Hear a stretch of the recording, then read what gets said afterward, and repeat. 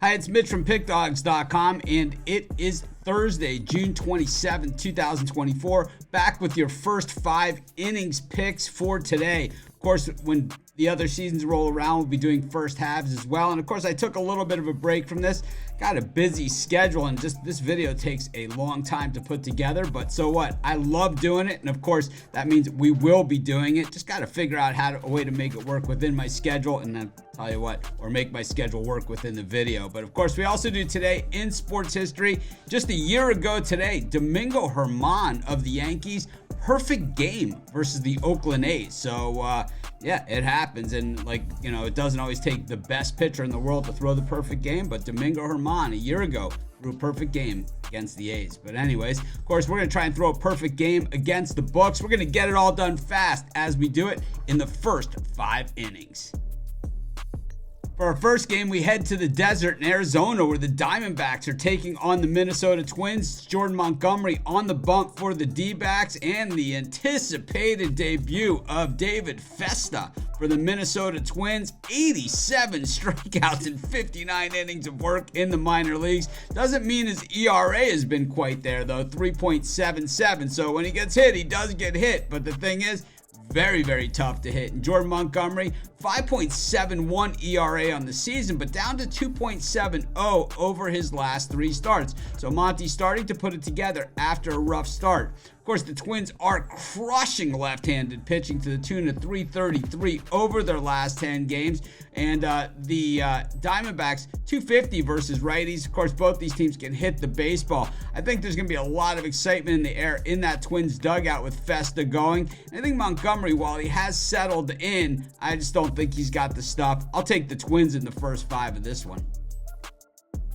For our next game, we head to the Bay Area, where the Giants are taking on the Chicago Cubs. It's Jordan Hicks on the bump for the Giants. It is Shota Imanaga on the mound for the Chicago Cubs.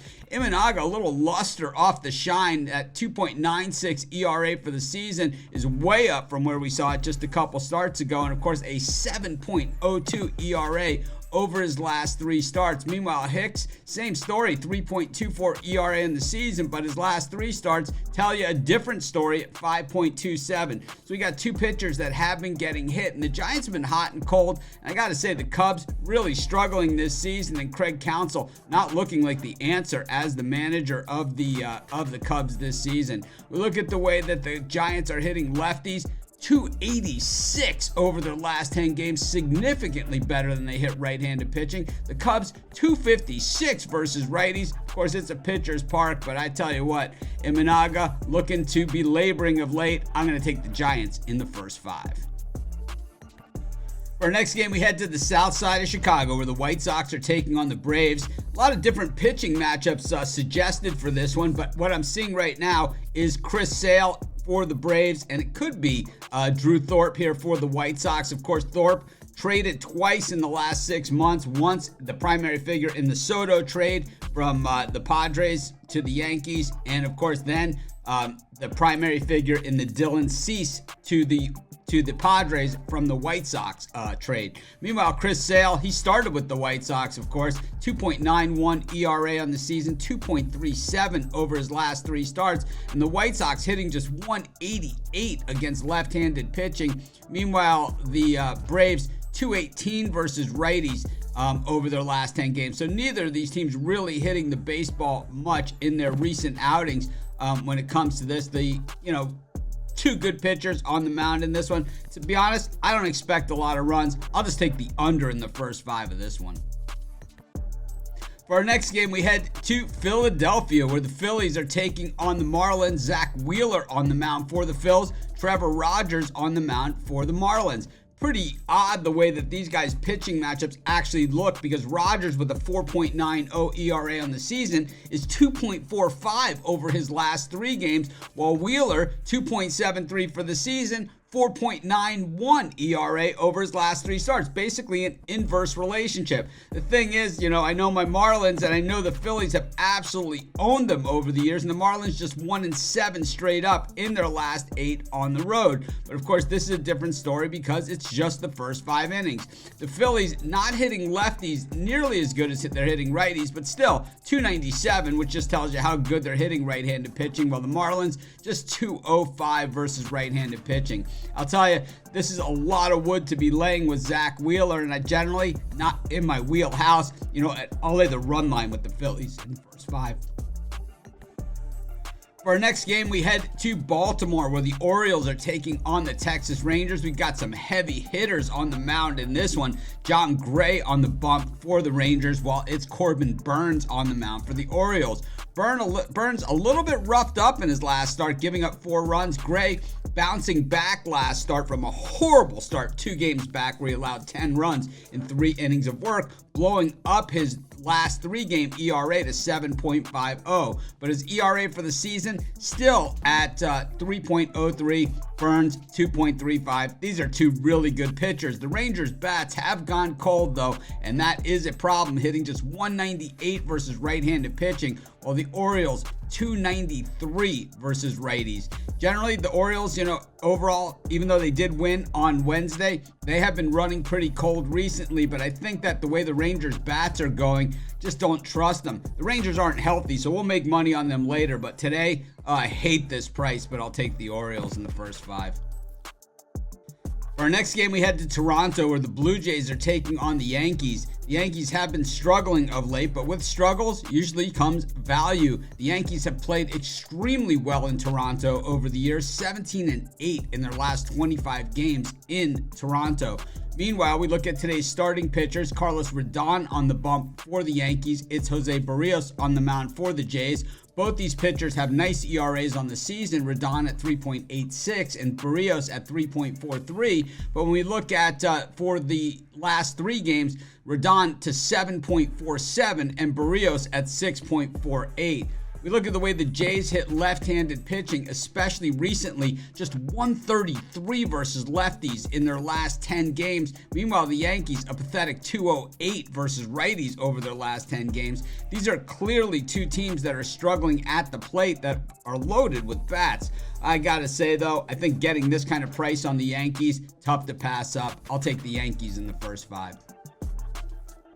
For our next game, we head to St. Louis, where the Cardinals are taking on the Cincinnati Reds. The Cardinals not so quietly making a move over 500. Of course, after last year's disastrous season, there's been a lot of value on this Cardinals team, especially with this pitching staff, which really doesn't have a great name for itself. Miles Mikolas getting the ball today. He got roughed up earlier in the season. He's got a 4.68 ERA coming into this game, and that kind of helps us. Meanwhile, for the Reds, it's Andrew Abbott, who's got a 3.40 ERA and 3.45 over his last 3 games. When we look at Mikolas over his last 3 games, down to a 2.33 as he has found himself, and certainly the Cardinals welcome that. Meanwhile, the Cardinals have done well in the favorite role, 10-4 in their last 14 as a favorite, 16-5 in their last 21 at home. We look at the way these teams are hitting the baseball, at least recently. The Reds 213 versus right-handed pitching, while the Cardinals 281.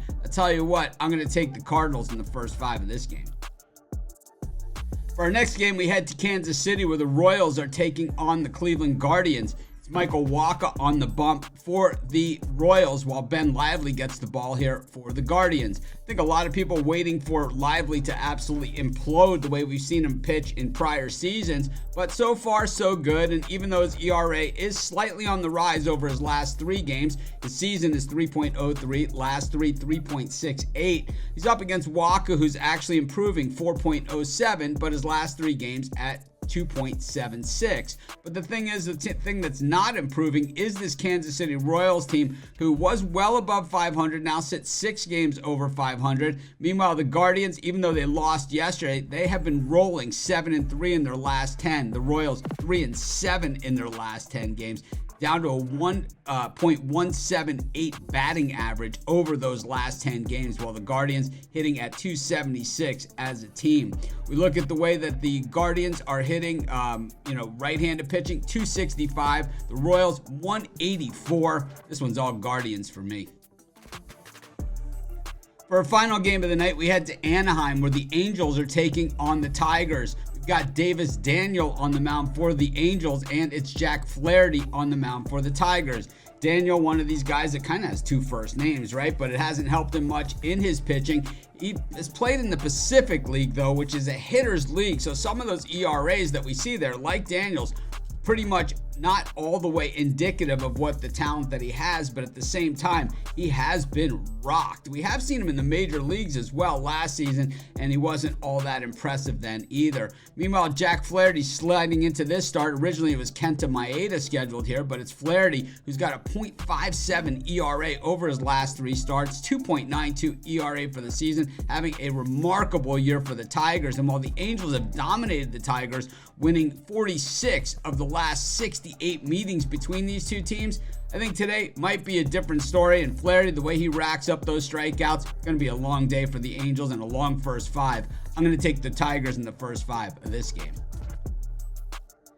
That wraps up today's first 5 inning video. You know, I've missed doing this over the last week or so, but I'll tell you what, I'm glad to be back, and I will be back every single day all the way, when we start doing first halves again of the NFL, the NBA, college, and, college basketball and hoops. Excited for all of that. And of course, if you're looking for my best bets, the games I'm betting today, as well as best bets from the world's best handicappers, we have that at PickDawgz.com. I also have a link in the description on where to find those, but you just click on the Premium Picks tab. You can use the discount code PICK to get 15% off. We also have PickDawgz merch, like this zip up that I'm wearing, like the hat that I'm wearing, along with a bunch of other stuff, including our new bobbleheads, which will be available mid-July. So, not just a few weeks away. So check that all out. I've got a link in the description, and as well as you can click on the merch tab at the website. Once again, this is Mitch. Thanks for joining me. I'll see you tomorrow with some more first 5 innings picks.